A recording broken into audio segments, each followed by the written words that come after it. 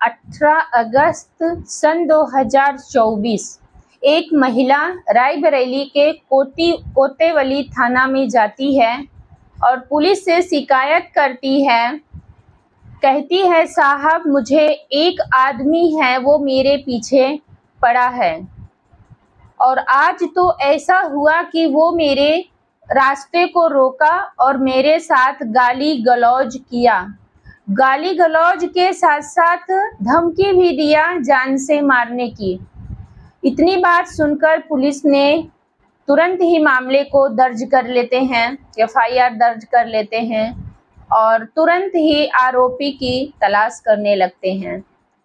जैसे ही पुलिस आरोपी की तलाश करती है, कुछ ही समय के बाद आरोपी को गिरफ्तार भी कर लेती है। जैसे ही आरोपी को गिरफ्तार करती है पुलिस, वैसे ही महिला को थोड़ा सा सुकून मिलता है। पता चलता है कि आरोपी गिरफ्तार हो चुका है। महिला सुकून से अपना डेली का जो भी रूटीन रहता है, डेली का उनका जो काम रहता है, बच्चों को स्कूल ले जाना, बच्चों को छोड़ना, हॉस्पिटल ले जाना, जो भी उनका डेली का काम था वो करती थी। लेकिन एक समय की बात है, जैसे ही आरोपी को गिरफ्तार करके एफआईआर दर्ज हो जाती है, सोशल मीडिया पर ये जो बात है ये तेजी से वायरल होने लगती है।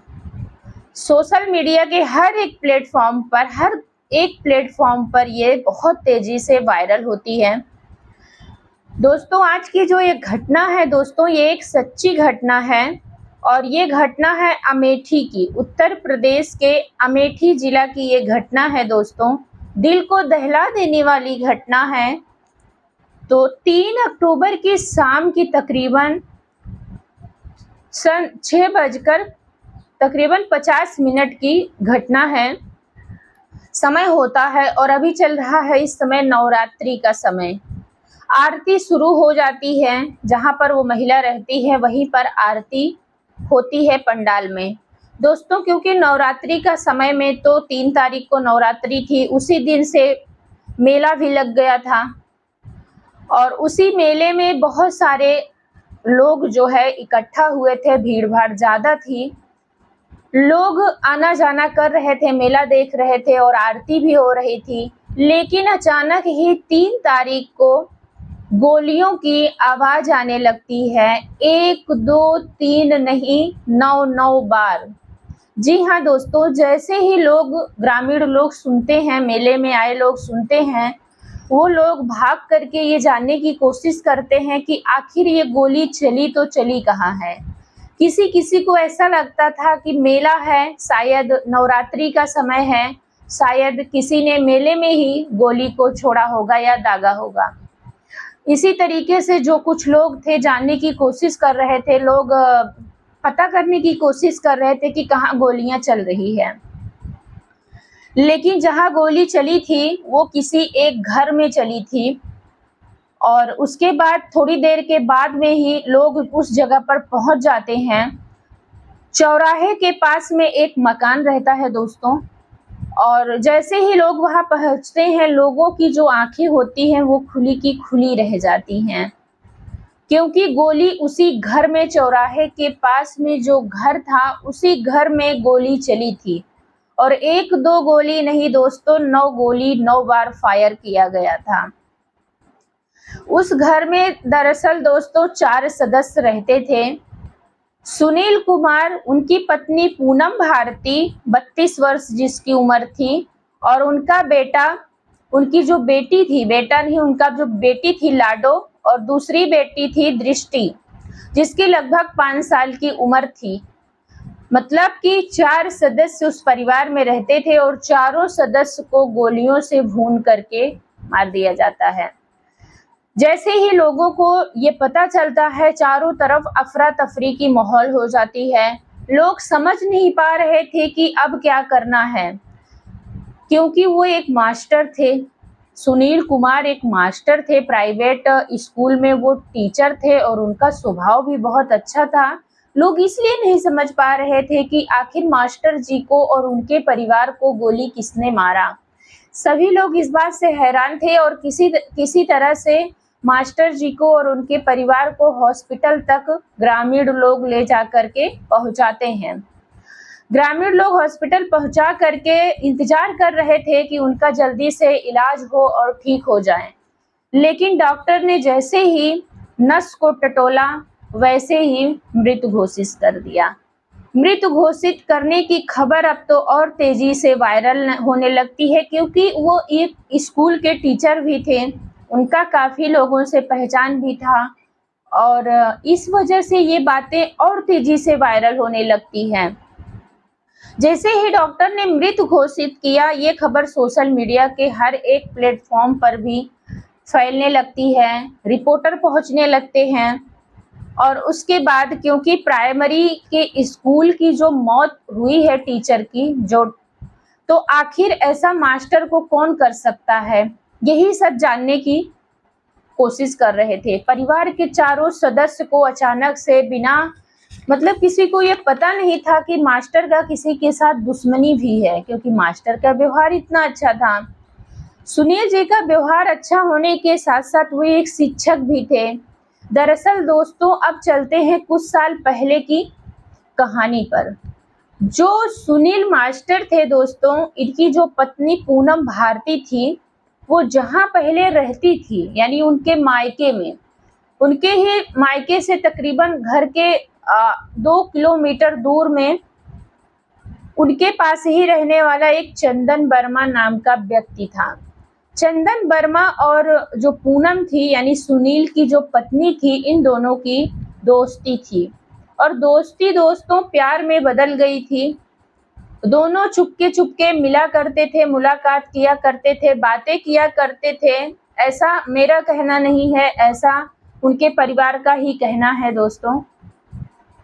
दोनों चुपके चुपके मिला करते थे, बात किया करते थे। कईयों बार पूनम के मायके भी सुनील आया है और उनके ससुराल में भी आया है, जो कि सुनील को ये बात पता नहीं थी, लेकिन वो आया था किसी बहाने से और इस तरीके से इनका मेल व्यवहार चलते रहा और ये बात एक दिन सुनील को पता चल गई थी।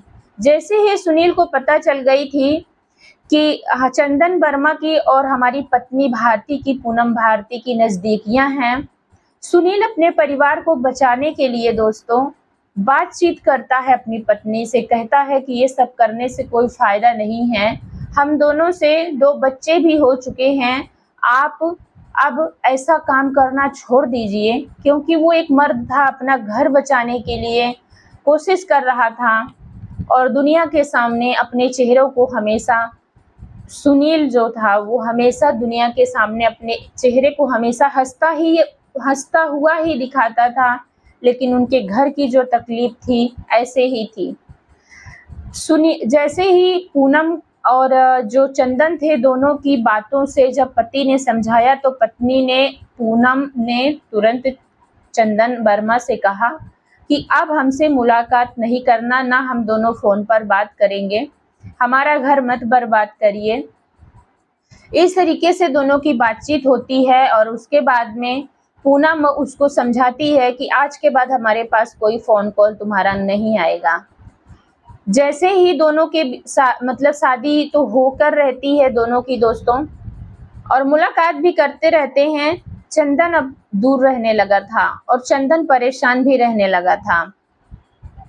लेकिन पूनम कहीं मिल जाती थी रास्ते में तो उसके साथ वो ज़बरदस्ती भी करता था, हमेशा करते रहता था जब वो कहीं भी मिलती थी।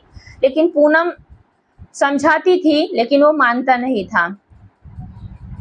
इससे परेशान होकर के जो सुनील मास्टर थे वो अब रायबरेली छोड़ करके अमेठी अपने गांव आ जाते हैं और अमेठी में ही वहां पर किराए से रूम लेकर के वो रहने लगते हैं। अपने बच्चों के साथ, अपने परिवार के साथ वहीं रहने लगते हैं दोस्तों। और वहीं पर रहते ही जैसे ही ये पूनम का जो बॉयफ्रेंड था यानी जो दोस्त था चंदन वर्मा, जब वो जेल से छूट करके आ जाता है दोस्तों, तो कहा जाता है ऐसा कि उसके मन में वही बात हमेशा घर कर गई थी और वो हमेशा धमकियां देते रहता था। उसको ये था कि ये कुछ कर नहीं पाएगा और एक दिन का समय होता है दोस्तों कि गोली घर पे चल जाती है और चारों की जो है मौत हो जाती है। अब सारा जो शक की सुई थी अब इसी चंदन जो वर्मा नाम का व्यक्ति है, पुलिस शक की सुई इसी पर जाती है और पुलिस चंदन वर्मा को गिरफ्तार करने के लिए ढूंढने लगती है। दोस्तों, ये कहानी सुनाने का मेरा एक ही मकसद है, किसी का दिल दुखाना नहीं है दोस्तों, ये किसी को परेशान करना भी नहीं है दोस्तों। बस ये भाई बहन ये वीडियो को देखा, पसंद आए तो लाइक और कमेंट और शेयर करना।